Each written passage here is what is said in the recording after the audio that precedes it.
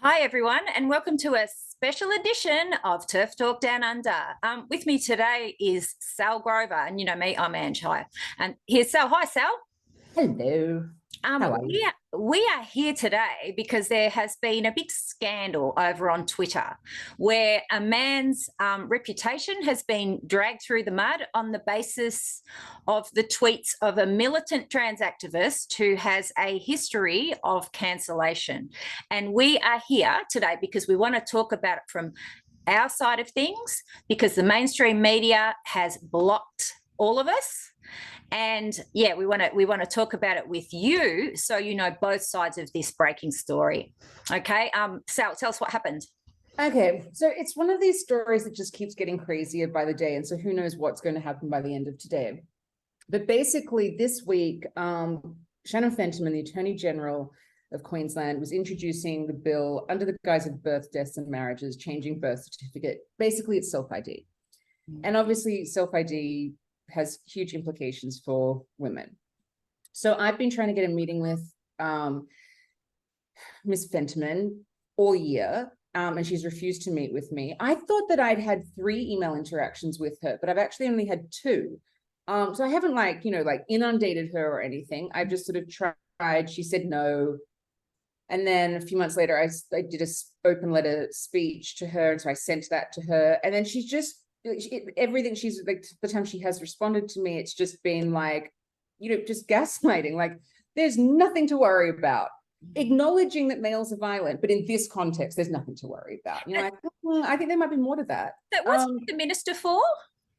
So she's also the Minister for Women and the Minister for the Prevention of Domestic and Family Violence. So basically, the Minister for the Prevention of Domestic and Family Violence has created a law that will allow a man to self-ID as a woman and go into a woman's domestic violence shelter. And that man could be, obviously would be an unconvicted rapist, because if he's got a conviction, I'm sure there would be maybe you wouldn't be able to do it. But I don't know the details because she won't speak to us. But anyway, so she's the Minister for Women. Who knows what a woman is? So I'm not sure what she thinks she's the minister for at this point. It's all a bit of a joke. But so I've been trying to get a meeting with her. This week, she'd responded to me and just had said, there's no evidence that men with a trans identity commit crimes. Like, actually, there's lots of evidence. Like, this is the problem if you're not speaking to everybody. If you're only speaking to the people who are in favor of this law and not the people who oppose it, you're only getting one side. And of course, you could go and find data that just validates what you think. It's like we could all go and do that. It's about putting that together and actually getting an accurate description of reality. Anyway, so on Thursday morning, I went to email her to respond to her. So, well, the email I'd responded to, I'd said, okay, like if there is, like, if this law is going to happen, but is there at least an exemption to it? Because, obviously I come at this from women's rights, but I see this as affecting everybody, in that it's sort of, a freedom of speech issue as well. And like just freedom of observation, for Christ's sake. Like if you see a man, to be able to say, I see a man. So it's like that affects all Queensland residents. And, if you're a Queensland resident who rejects gender ideology, is there an exemption in the law that you don't have to believe in this? Like there is for anything else. Like there's sex discrimination exemptions, there's religious exemptions, all that kind of stuff. And that's like living in a democratic society. So I just asked that. I was like, what are the legal avenues if you don't believe in gender ideology? And then so on Thursday, when I went to email her data about that has clearly shown that there is no difference of men's rates of committing crimes, whether they have a trans identity, it's exactly the same. In the UK, it's actually higher. In the UK, you're more likely to commit a sexual offence if you are trans. Well, it's just come out in the last few days, like 4 out of 10 transgender prisoners are in there for sexual assault. So, the point is there's data coming out about this all the time. So to just say to somebody, there's no data, there's no problem, it's just, I guess, demonstrably false. Yeah. And so I tried to send her this data because I was like, you won't meet with us, fine, but so here it is. And the email bounced back. And I looked and I was like, this is so weird. And I just tried a few more times. And then I scrolled down and it was like, the email's been blocked. Attorney General has blocked my email. Like, I'm just, at the end of the day, a citizen in Queensland, and she's an elected representative, and we have opposing views on this, but is she the minister for some women or all women, or just men who think they're women? Like, you know, just, can we not have a professional adult civil conversation? And it was civil, because I read that email. There was Yeah. absolutely nothing offensive. There was nothing transphobic. It was No. a civil, polite conversation. Yeah. And like, don't get me wrong, like when I was writing like the first one, like I was really angry because, you know, when someone lies to you, and especially someone in that sort of position lies to you. I did write the email like 50 times to make sure that, because I would never want to come across as like hostile or anything like that, because that's like, you know, that's your own thing to sort of deal with. But, you know, when you're just dealing with somebody else, you just be professional and civil and nice. Anyway, so yeah, so I established that she'd blocked my email, and I was like, you know, this is just a politician blocking communication with someone they disagree with, which, you know, is many things, but it's not democratic. And like, even if, you know, if you were a trans person and you were in favor of the law and say she was doing something else, I would have a problem if she blocked that person's email as well, because, you know, that again, that's just like silencing someone. It's stopping the democratic process. Well, I know a number of women in Brisbane who speak with or on behalf of, you know, vulnerable women, say for domestic violence services, who've tried to engage with Miss Fentiman, and she has also refused to engage with them, not responded to them. But 2 days ago, she posted a thing on Twitter with an obvious autogynephile and encouraged everyone to read his story. Well, that was the thing, and it was like, it's like, feels like being like trolled at this point, because she posted this thing on Twitter, like saying, everyone read this story, and it's like, you know, that today you have just stopped yourself from being able to even hear women's stories, but you want us to go and read this. And I just found that Guardian article, it's a bit of an aside, but they couldn't find a better face of this. Yeah. They had to go for it. Just, to me, the photo is so confronting of what is blatantly a man just pretending to be a woman. Badly. I just don't think this helps your cause. I think this will just pique more people. They'll go, you've got to be kidding. Yeah, I hope that it was a Guardian editor who's on our side who chose the photo. That's definitely what it felt like. So okay, so then cut to Friday morning, and Steve Austin, a radio host at ABC Brisbane, who, to be honest, I'd never heard of before, and I listened to ABC radio, sent me a message and said, hey, like, what's your phone number? Can I call potentially for an interview? And I was like, yep, cool. And at the time, as soon as it, like, when I looked who it was, I was like, the ABC? Really? Like, I was like, this interview will never, ever happen. And then, so he called, and he was so lovely, and just like, this is really crazy what's happening, isn't it? It's like, yeah, like, it really is. Just like, no matter where you stand on this issue, I just think being blocked by a politician so that you can't just have a conversation about your concerns about a law is concerning. Like, no, even if someone who I'm in complete opposition to, I wouldn't want it to happen to them. Yeah. So yeah, that's what we basically were talking about, that, and the law was going to be like tabled at Parliament that day. So he was like, you know, at 4 p.m. we'll have you on. He was like, you know, like, sometimes there can be, you know, things can change, blah, blah, blah. The whole, you know, rigmarole of it all, because it is, you know, for some stupid reason, such a controversial topic. So I was like, cool. They called at 1 to confirm, yep, you'll be gone, all good. And then, so they were calling me at 4, and at 4 they called. So I thought, oh, here's the interview. And it was the producer saying, ABC management has said no to you being on. Like, we're really, really sorry. There's nothing we can do about it. This is just an instruction from management. And I was just sort of flabbergasted by it. And at the time, I just sort of assumed, I was like, oh, it must be Shannon Fentiman's office who has contacted them to be like, don't do a story about me blocking her email or something. I just assumed that that's what it would be. And if you got the Attorney General saying that, you'd be like, oh, okay. You know, you're gonna listen to that person above me, even though that's sort of an abuse of power in and of itself. Then, so I felt really, really bad about it on Friday, and I talked to Steve, and then it was revealed the whole other scandal side of it, but we'll go into that just separately in a second. But I was aware of it, and I was just like, this doesn't add up to me. This seems a bit too convenient. Then on Saturday morning, my friend like said, this is like all of the sort of TRAs on TikTok are talking all about this. And that led us to finding out that it was this Twitter account that goes by the name of Moby Dick Girl, who had contacted the ABC and like encouraged the pylon to get them to not have me on. So it wasn't like it was from like, you know, this esteemed attorney general's office. It was just a Twitter troll called Moby Dick Girl, and ABC management went, oh, yeah, you're right, Moby Dick Girl. Let's cancel that. And that Moby Dick Girl was retweeted by Amy Sargent, who has a history of cancelling. Yeah, so I've had Amy Sargent blocked on Twitter, and actually even Moby Dick Girl I had blocked on Twitter. So they must have come after me at some other point, because I just block. I don't engage 90% of the time. And I've had Amy Sargent blocked because I know that they like the behavior, the cancellation, the abuse, and I'm just not going to put myself in a position for it.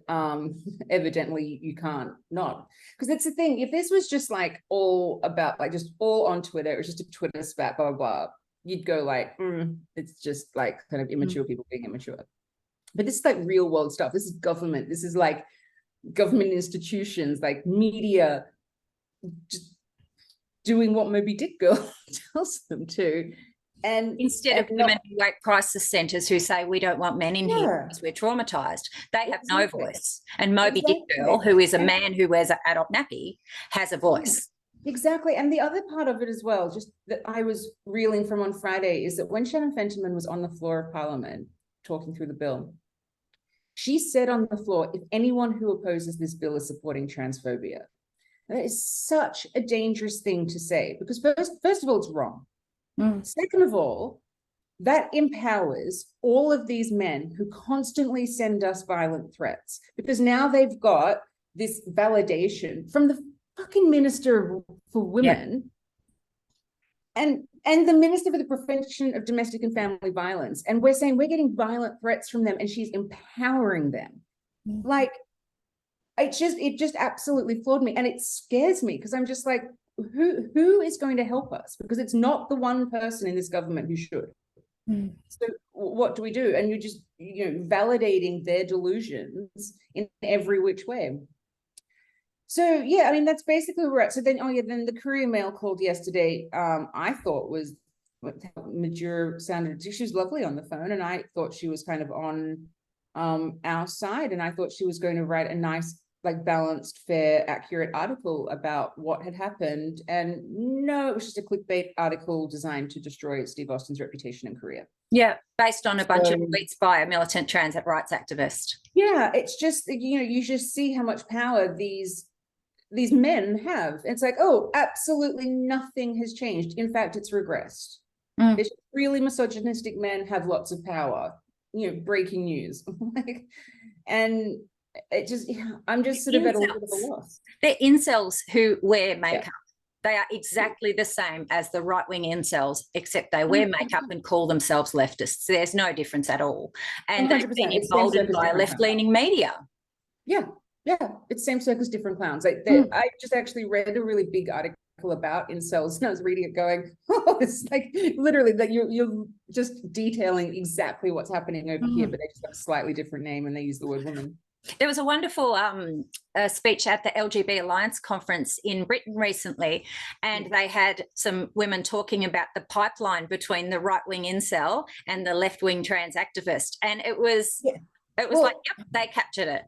Yeah, I mean, like, you know, it's so funny. Before 2016, I never even really thought about left versus right or anything. It was just like some policies I agreed with, some I didn't. It just, you know, moved on. But more often than not, especially on social issues, I agreed with left-leaning, like liberal stuff. I would always have considered myself that. And now it's this thing like, are you on the left? Are you on the right? I'm just so reluctant to even buy into it, or like rejected all. I'm rejecting all labels at this point. Like, I'm just.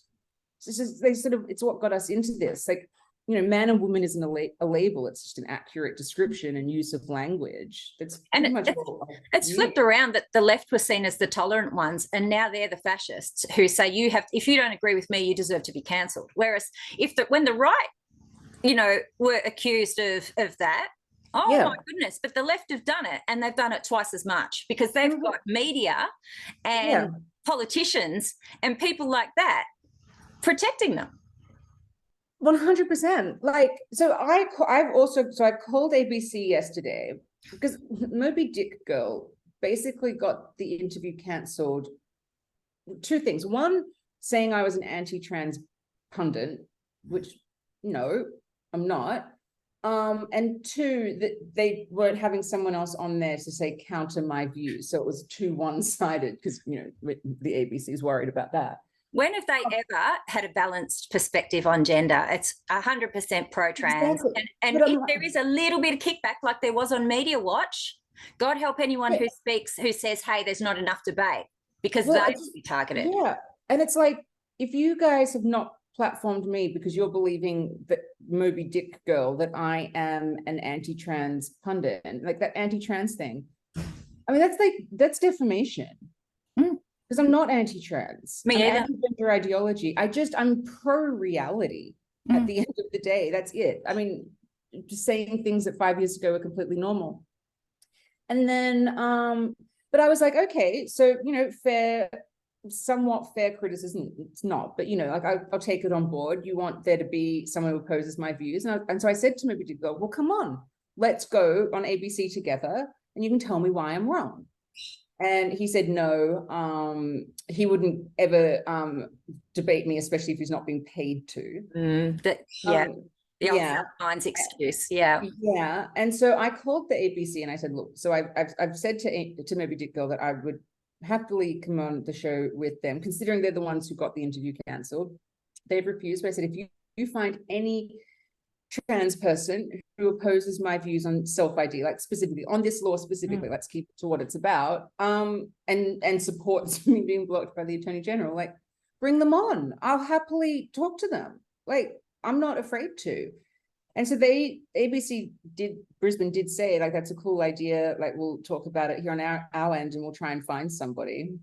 So, you know, I think that in the event that they don't find anybody, they should have me on regardless, because they've tried. They've then done everything to try and have the other side. If the other side refuses to speak, we'll have me on because I'm the side that is willing to speak. Yep. So, yeah, that's basically it. It's just, I feel like it's going to get crazier. Like, it was just this, what was a story just about like having just a concern about this law has just become this full-blown censorship, really scary situation that, you know, it should scare anyone to their core, because even if you don't agree with, and you think TERFs are that little bit too abrupt, and you don't 100% agree, and you think there might be true trans and some trans people should be included in women's spaces, even so, the lack of platforming of debate should really deeply concern you. It should be keeping you awake at night, because we're talking about Indigenous women in prison. We're talking about women who've been raped. We're talking about the people that most people claim to support. You know, the people attacking us for saying male rapists don't belong in women's prison, I've got on their bios that they support Grace Tame and Brittany Higgins. Like, come on. Think about it. Think it through. And, you know, they also, in their heads, have got all trans women look like Blair White. The reality, I think that's part of it. The reality is, you know, I know these AGPs, they're not female passing. And this law allows any man, he could have a full beard, be 6'6", a rugby player, and he can be wearing men's clothes. And if he claims to be a woman, we have to let him in. And if he's got it on his birth certificate, everyone has to let him in. I keep saying it. I'm like, if you have to declare yourself legally female, it's because you're male. Yeah, like, that's true. There should be no such thing as this. Like, I go through my mind all the time, like trying to think of arguments for it or against it, you know, both sides of it. One of my things, I'm like, I don't think that there'd be anybody other than really questionable people who would be for changing age on birth certificates. Because one of the other things with the Brisbane law is that you can actually change your sex marker on there annually. So now imagine if we weren't talking about sex, we were talking about age. Now imagine you could change your age on there annually. And so imagine then you've got a male who is every year making sure his age stays 6 years old. Yeah. Now imagine why he might be doing that. Mm. Legally regarded as a 6-year-old. So it's like, I'm sure most people would go, well, no, I'm against that. And it's like, okay, cool. So we've found a line. We've found a part of agreement where that there is a line that can be crossed here, that you are against having that change on a birth certificate. Now let's talk about like why it's no different from being able, like the dangers with being able to change your sex. Well, we talked about that a rapist, may be allowed into a rape crisis centre. Now, if a rapist changes his personal documents, his birth certificate, nobody except for, say, the police or prison orgs have the authority to check his previous identity. They're leaving it to him to disclose his previous identity. Then that man will be able to walk right in. There's so much trust in men that like that they'll suddenly behave differently. Like, it would be great if it was just really easy to just stop rape altogether. But because that's impossible, we had to create female-only spaces. Like, stopping the rape would be great. And then maybe we wouldn't need them as much, but the rape's not going to stop. So we have to create this. And now it just created this loophole for them to be able to get into it. I mean, it's happening. I mean, in September, it's happening every day, but this media isn't picking up on it. Rape happens every day, just in general. And I mean, can you imagine if every single rape was reported on? It would be inundated with stories. It would just be newspapers listing them. But of this specific, like, trans-identified males raping, this is very, very sensitive. But in September in Canada, a man self-ID'd as a woman into a women's shelter, 2 days later raped a woman in there who was already fleeing male violence. Now, I've emailed Shannon Fentiman about this. And my thing was, okay, this is just one example. This is just one rape. But how many do we need? Do we need 10? Do we need 10,000? And what point do we go, oh, hang on, no. I think 0. I think you can see the potential for the risk. That's enough to go, no, there should be a safeguarding law here in place. At least, the very least, surgery. If someone's got their penis removed, they can still assault you, but they can't rape you, the most violent way. Yeah, but then you come into the next issue with it, is that, okay, so there are, like, and we've both met trans-identified males in this process who are lovely people, who are genuinely just nice people and would potentially put themselves in the way to stop us from getting harmed by a predatory man. Really great, and I'm going to say really great guys. And who I speak to about this, and they know my position on it. And I'm like, I wish them nothing but health and happiness.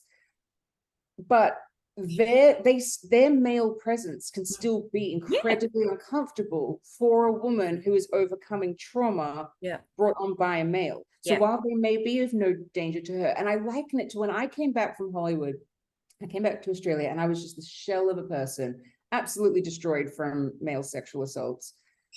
I didn't even I couldn't have my dad hug pheromones. Yeah, I get it. See, I agree with you. I was just raising that because that's what the law used to say. The law used to say if you'd had the chop, then you can get the certificate. And so very, very, very few men did it. Whereas now it's open to everyone and everyone's doing it. There is a male rapist There is a male in a jail in Western Australia at the moment who is known to me because I've interacted them on Twitter, who has had everything removed, who is in a female jail for a sexual offence. So it doesn't stop them committing offences because they've got no dick. No. And also, I didn't realise, I only found this out recently, that especially in the UK, how it was lobbied that they didn't have to have their penis removed, was that the human rights lawyers said that you could not have someone's status dependent on whether they were sterilized, which is what it is, with sterilization is a human rights violation. And I just find that really interesting, that was sort of something that was made a big deal of with adults while children are being sterilized. So they're even lobbying in the UK particularly to have rape by deception, have transgender removed from that. So if you go home with someone and they end off having their genitals that you don't expect, and you say no to them, and they don't they don't respect your no, and you report them for rape, and you say, I thought they were a woman and they're a man, or vice versa, then tough. They'll say, oh, well, you're the one committing the hate crime. It's like there was that, I don't know which, it was a British trans organization, I think it was last year, the year before, that did those pamphlets for trans men of how they could go to like, gay corners and all those things, and basically blow gay men without them knowing that they were female. So basically it was just like how to make sure that they don't touch you. There's government funded orgs doing that here in Australia. They're sending out a how-to of rape by deception. I was like reading it going like, we're reading how-to guides to teach females how to rape. Like what? And like, my thing is that in a situation like that, then you've got this gay man who's suddenly going to realize that a female has, performed oral sex on him. What is his instant male testosterone fueled reaction going to be? Which to some degree is warranted because he's just been completely violated. But then I don't want her to be physically harmed by him. So you've got two people who are just in the worst possible situation that doesn't need to happen. These laws are awful. But as usual, we've gone a bit sidetracked. But I wanted to get back to what happened with Steve Austin, because I had a day away from Twitter yesterday, which was awesome. Because unlike what my adversaries think, I actually have a lot of hobbies and I enjoy hiking. So I went down. Right. I have like a full life. I do too. And I'll be like somewhere and I'll go, oops, Twitter. And I'll tweet something and then go off and live my life and come back, later on and go, oh, look at that. So yesterday I took a day out. And so I came back to everything with a bit of a fresh perspective. And so my recollection of what happened was earlier in the week, you were asked to be on the ABC as a counter voice to the self-ID thing that has been nonstop promoted from the trans perspective. And I saw you tweet that at the last minute your interview had been cancelled, and I'm like, oh, that's outrageous. I've heard nothing but pro-trans propaganda, and I already knew that Shannon Fentiman had blocked you. And I thought, that's outrageous.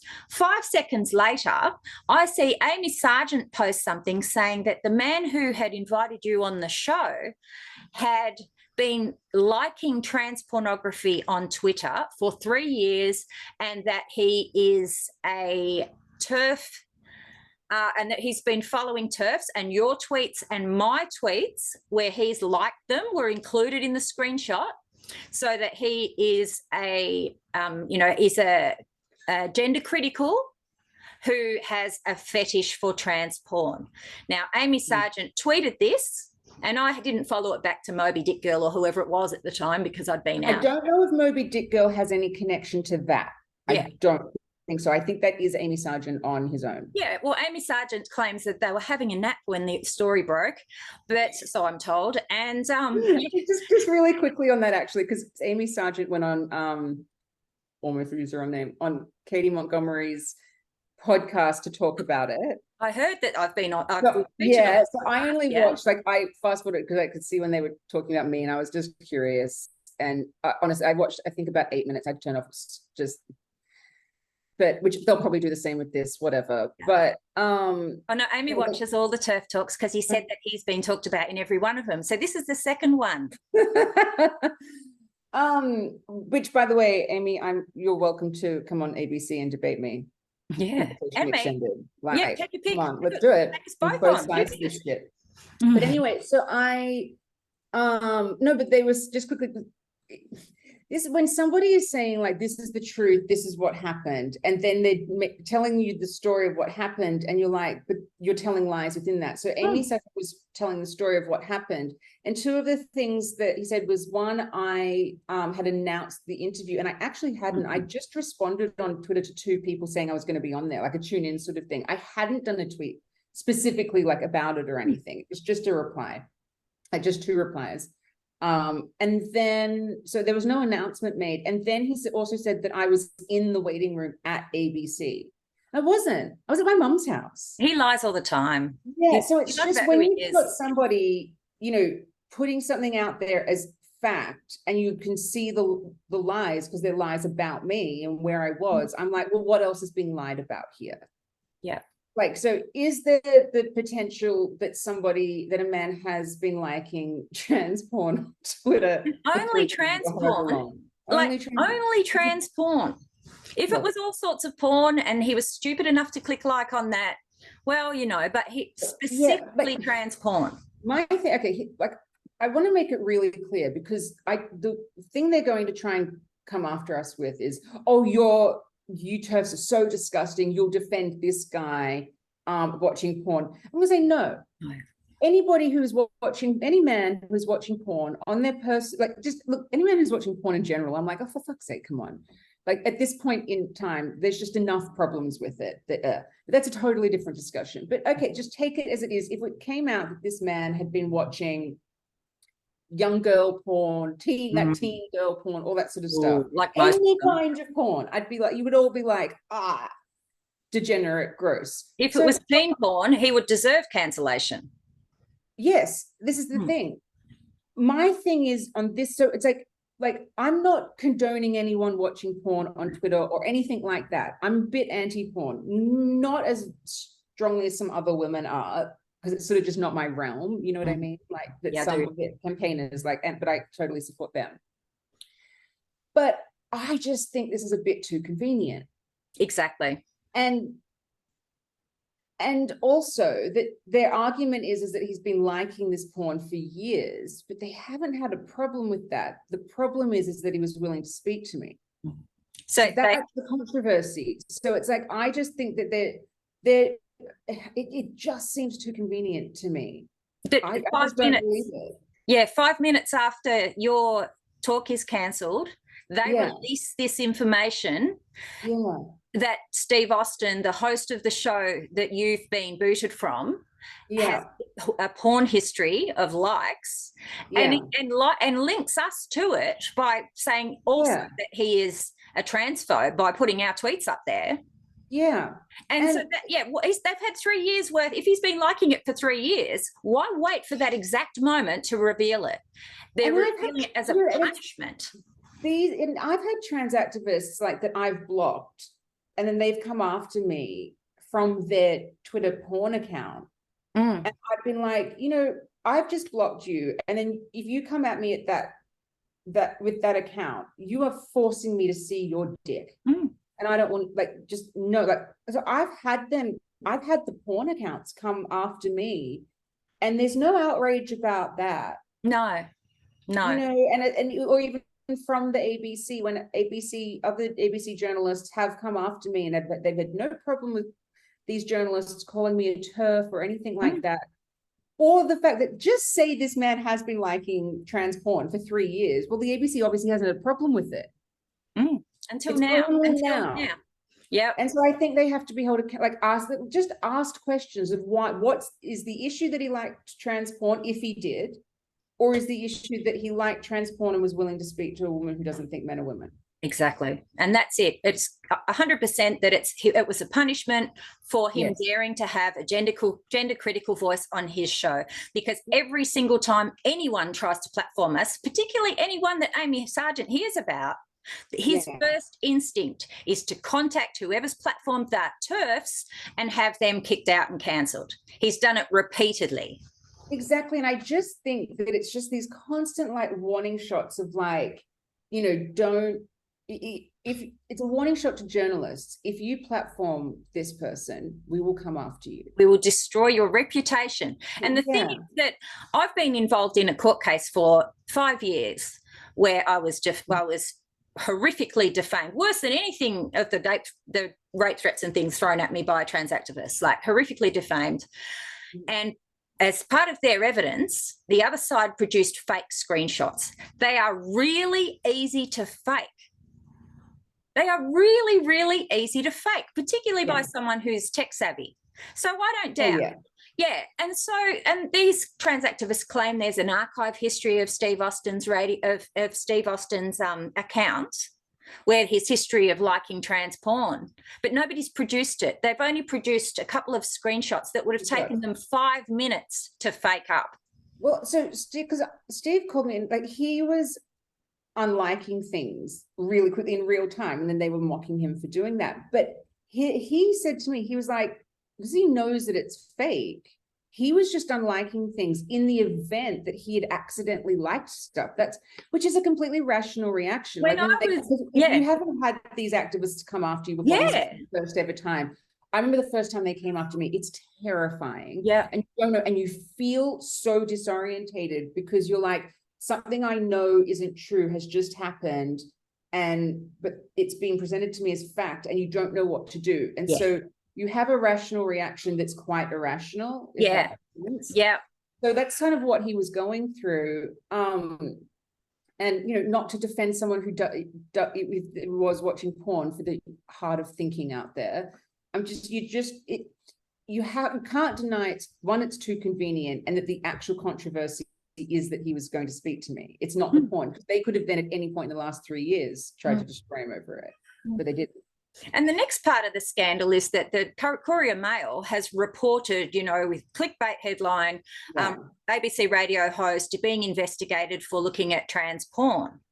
Yeah. So they have based the article not on their conversation with you. They've based their whole premise of that article on Amy Sargent's tweets. Well, this is because they say in that article. Man.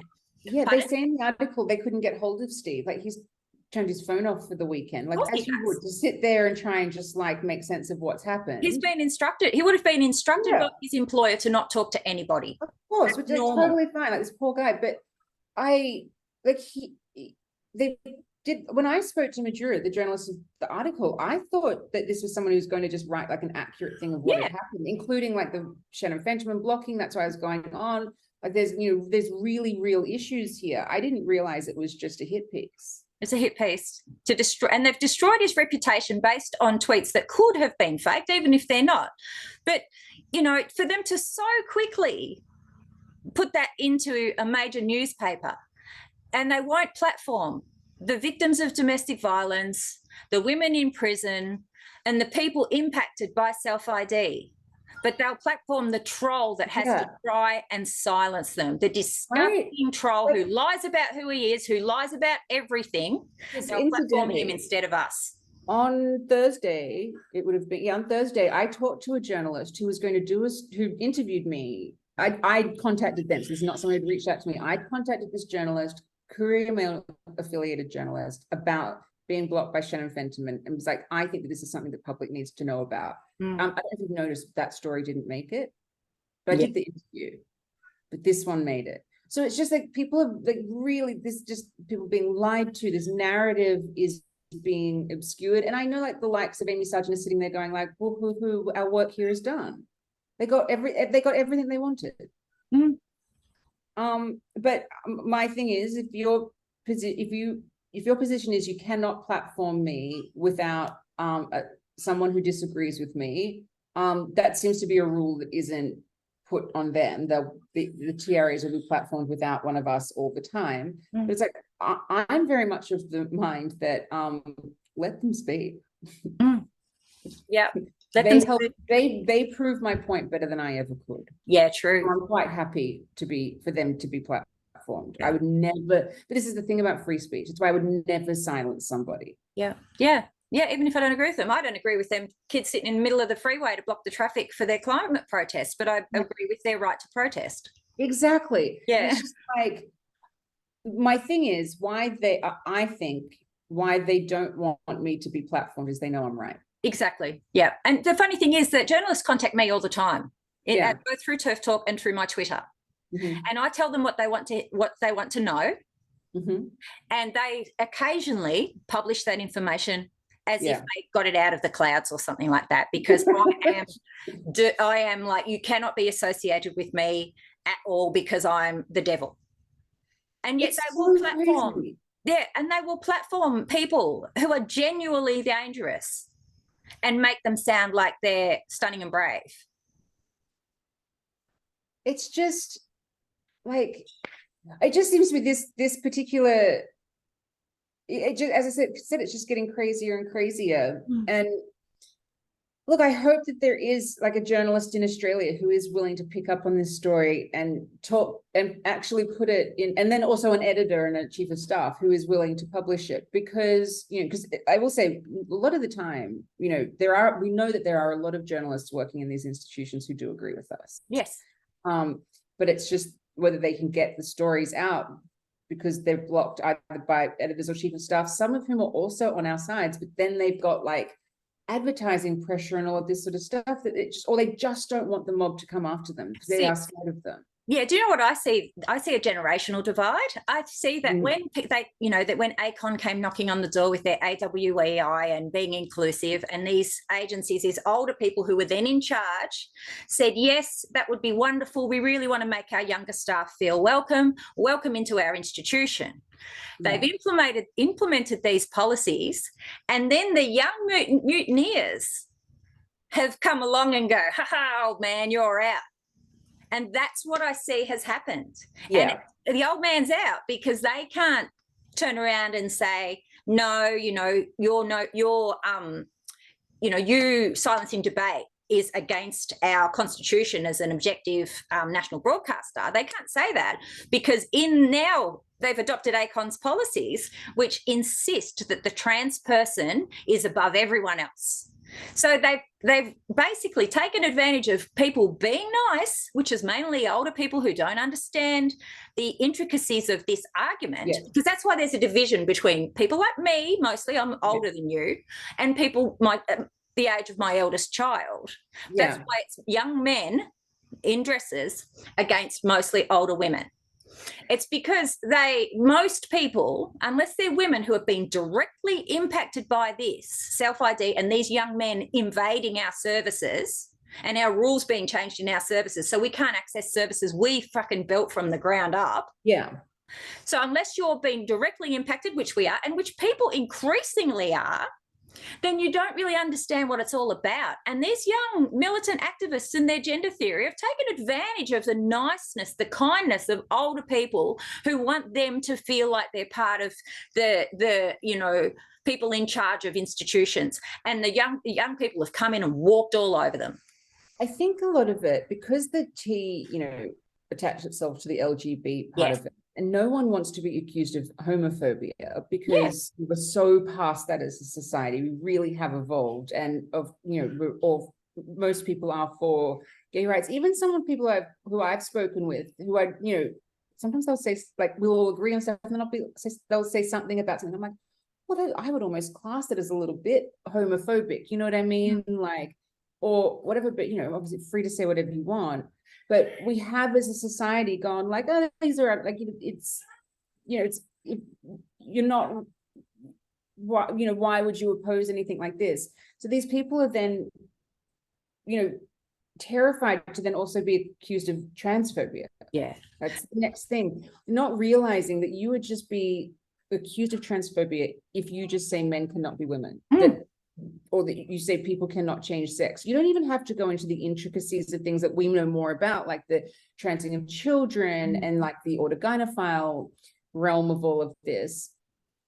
You can just say, oh, of course you can't change your sex. Human beings can't do that. And you are called transphobic. Yeah.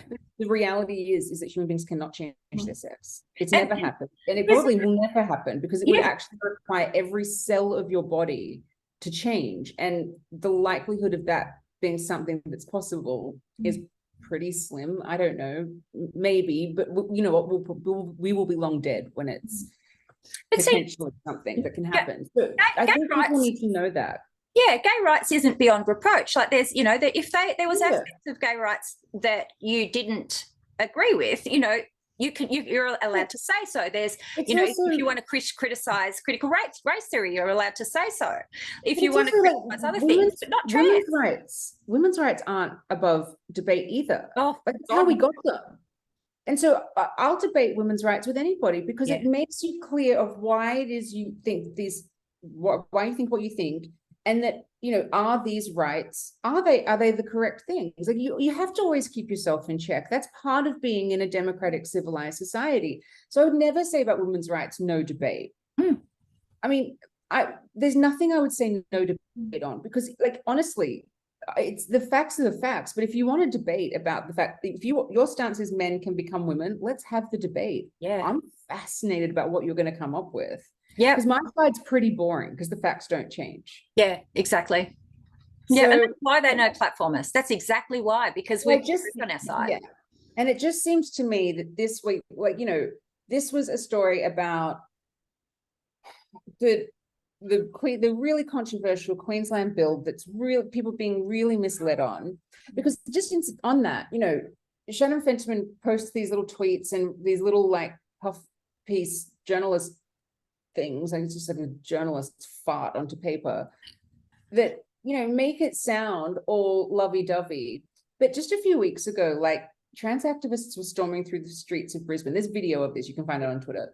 Storming through the streets of Brisbane with a megaphone saying, "We demand access to domestic violence shelters and women's prisons." Yes. Like it was like grown men walking through the streets And saying didn't he this. Stomping through the streets. The optics of it was disastrous. So hence why so few people have seen it. But they got what they wanted. Like, can you imagine men storming through the streets saying, "We demand access to women's domestic violence shelters and prisons," and then getting it?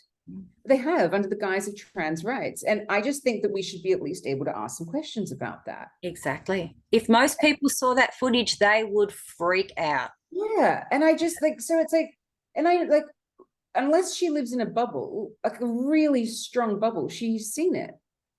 But she doesn't want anyone else to see it. So this week, what sort of happened was like this really controversial law that a lot of stuff around it is being silenced. Then she blocked me, but now the story's about Steve Austin potentially watching trans porn. What a great way to try and bury that story and then now focus on this. And you know what?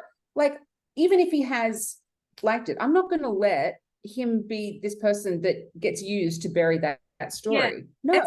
Narcissism. Still come and talk to me. This stuff still happened to me. Still come and do that story. You can't just have it buried. No. And we're implicated in it by our tweets being used as evidence. Yeah.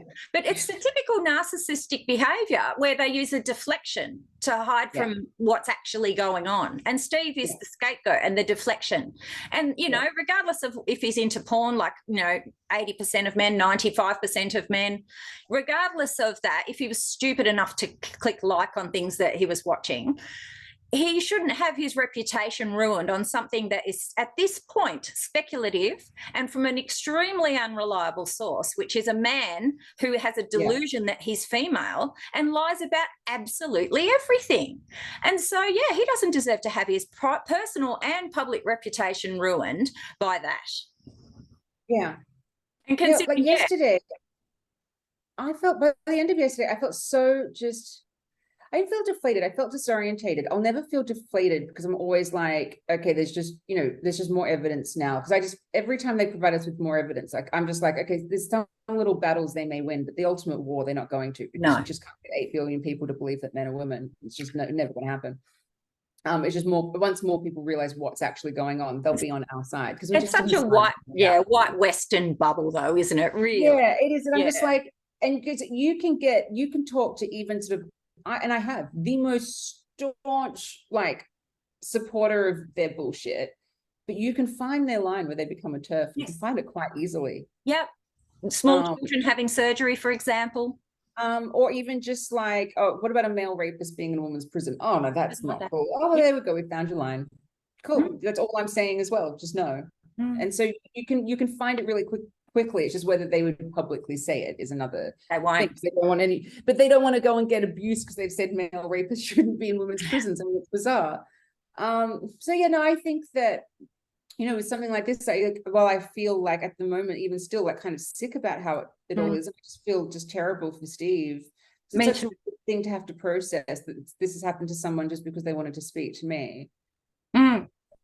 But that's what they want, to make me feel guilty. They want to make me feel ashamed, scared, and I'm just not going to let it happen. Like at the end of the day, if I've got to sit there and what, should I storm down the streets of Brisbane with a megaphone? Like, is that how we get what we want these days? Well, you know, it seems to be working for IWD. Yeah, I was trying to just civilly email. Yeah. But yeah, no, I really do. If there are any journalists that are watching this, I really do hope they reach out and that we can actually just bring some attention to this, because it is really important. Like, I have a master's degree in journalism. I learned how the whole thing works. And, careers are actually made on going and reporting the stories that no one else wants to touch. Exactly. Like, that's how like Woodward and Bernstein became them, like who we know them to be. It's because they went and did the story that everyone else was too scared to do. Yeah. So I just think that if you're a journalist, you're serious about it. Like, there's a huge story brewing in Australia, and no one other than Bernard Lane, in terms of like really every day, that's his focus. And he's been cancelled beyond cancelled as well. But I mean, I have the thing that you can only be cancelled if you give permission, in the sense that if you can find a way to make it work for you. Like, if you have a following, you can do Substack. Like Steve Austin, for example, could go and do podcasting. He's got a following. It would potentially work for him. So we can still get it out there. It's just, if it's going to look very strange soon if it's only all of this sort of fringe journalism, all saying the same thing, the same story, and just it's not in any mainstream media. It's going to look like they're trying to cover something up. So that's why you just got to keep going with it. But there should be a journalist out there who is willing to pick up on this and actually do a big. I know there are some that are trying. I know there are some that, may not agree with us, but that they're concerned about the censorship. Many journalists have said it. But do you know what? Because it is the thing. It's like, whether you'll be able to get it past editors and chief of staff. You know what? Create a blog. Yeah. Just write the article and put it online. Like, that's basically how like Matt Taibbi started. When he was starting to report on things, he realized that no journalist, like even like the Rolling Stone, wasn't going to let him do it. So he was like, okay, well, I'll just do it myself. Yeah. Like, be brave. Like, it just, then this could be the most interesting time for journalism, but instead they're just like, oh, Moby Dick girl said what? And I keep saying the name because it's so ridiculous. Yeah. It's so stupid. Just disgusting. Really. Because I want people to realize that women's rights are being taken away, and we're being silenced by men who claim that girls can have dicks. Yeah. And they're creepy men too. Jokes about it. Yeah, creepy, porn sick men. Adult babies. They have a platform. Yeah, they all have a platform. Yeah. Or we invite them to be on the ABC, thus like bringing some legitimacy to them, and they'll say no, but they'll get us cancelled. But they just know that they can't. They know I'm right. That there's huge problems with self-ID laws. Shannon Fentiman herself knows I'm right. If she didn't, she would have spoken to me. Exactly. She would happily sit there and go like, okay, yeah, you're right. There's got to be some things here. No, it's ignorance is bliss. Well, my profile does all right for a cancelled woman. Everyone, how cancelled I am, and it gets me more followers. So, yeah, I mean, like I will say, like we, when we launched Giggle, like it wasn't in response to this. We hadn't even launched like when they came after us, but I didn't know any of this was going on. Nothing, and we got completely cancelled out of the gate. While there's been so much stress with that, like behind the scenes every day, like I am someone who is running a business. And when you are a startup, I mean, a startup is a startup, and they're hard, and you're vulnerable just to the market and just normal business things. Have this extra layer. But what we chose to do is spend 3 years kind of treading water and learning as much as we could, to then be able to go, okay, well, we'll relaunch bigger and better and stronger, which is what we're about to do. It's almost finished. The lesbian dating part of it's just being built now, just the last little bit of it. But I got to play with it all the other day, and it's really, really fun. And then we're just going to have Christmas off, like, have a nap. I'm tired.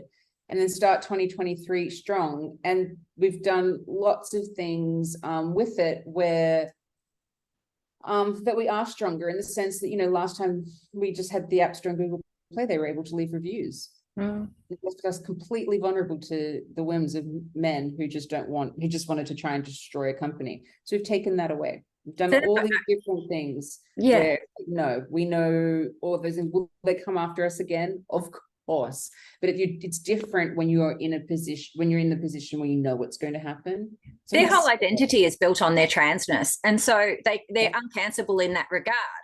Yes. But we're not. We have lives. We have businesses. We have families.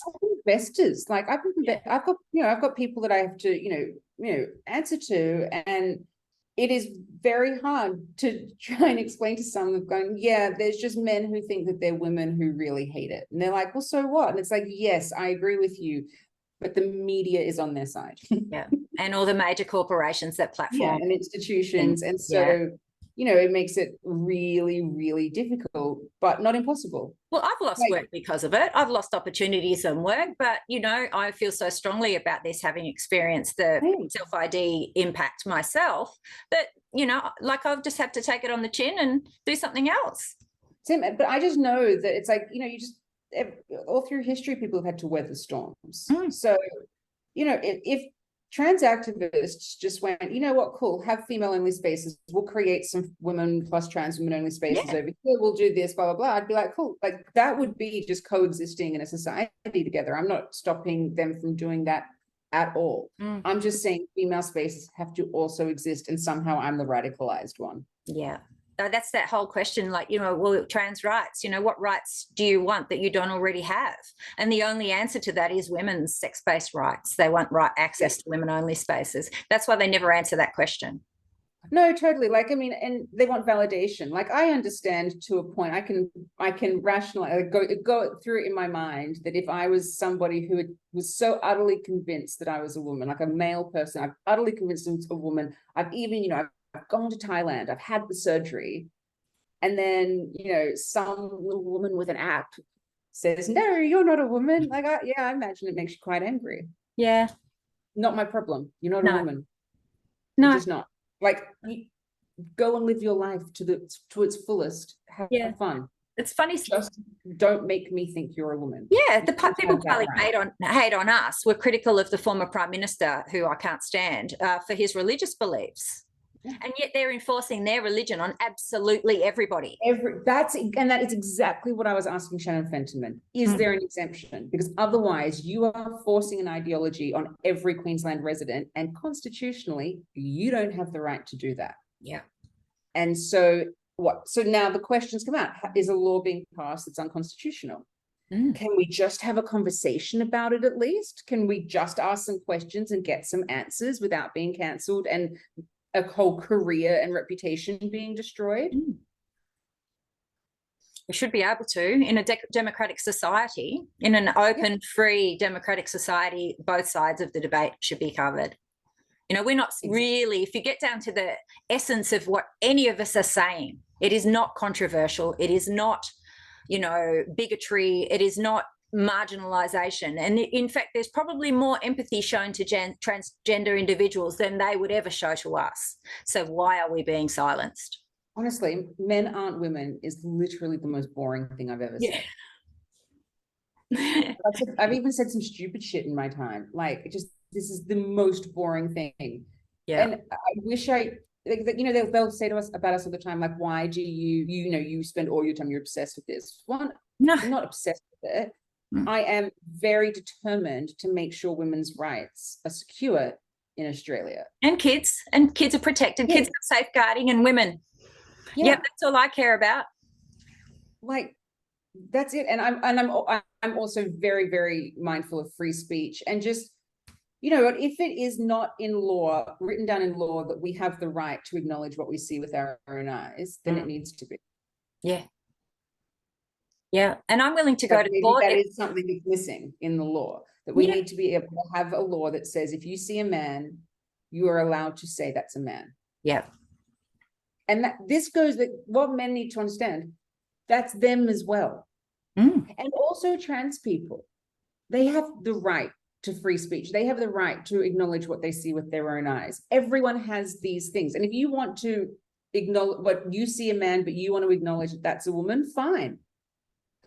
That's your right. I'm saying, let's make sure that our right of perception is protected. Yeah.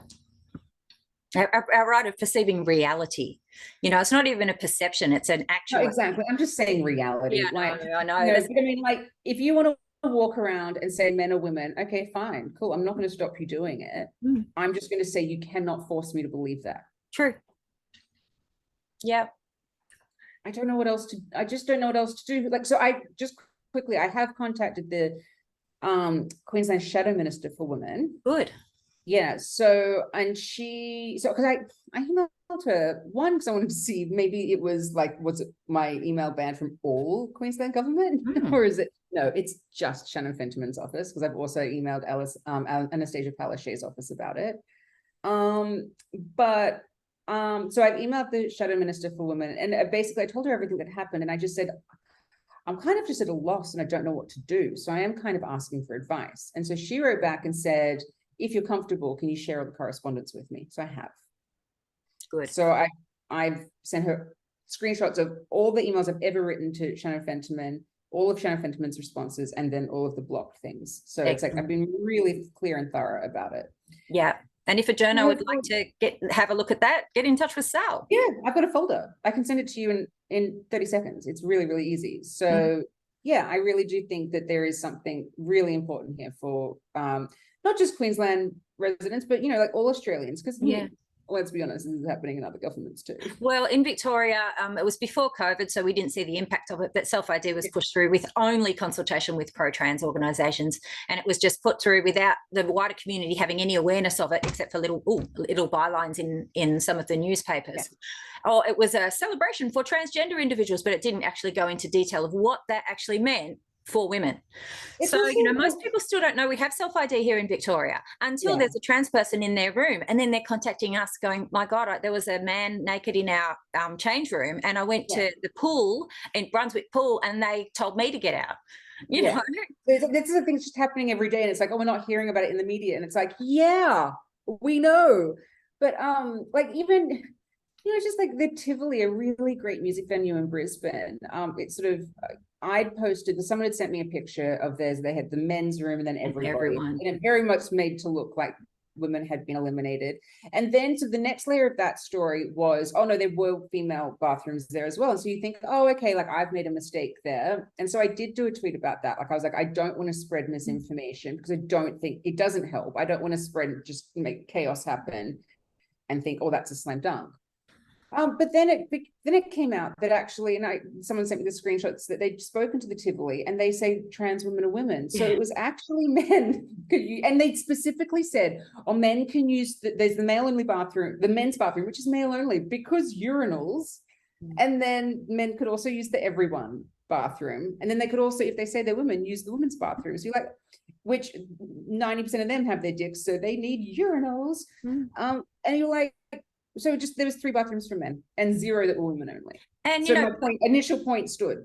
Yeah, and Twitter and Pornhub are absolutely chock full of men masturbating in women's toilets at the moment. That's one of the major porn searches. Yeah. Came out in Vegas. He had lotion.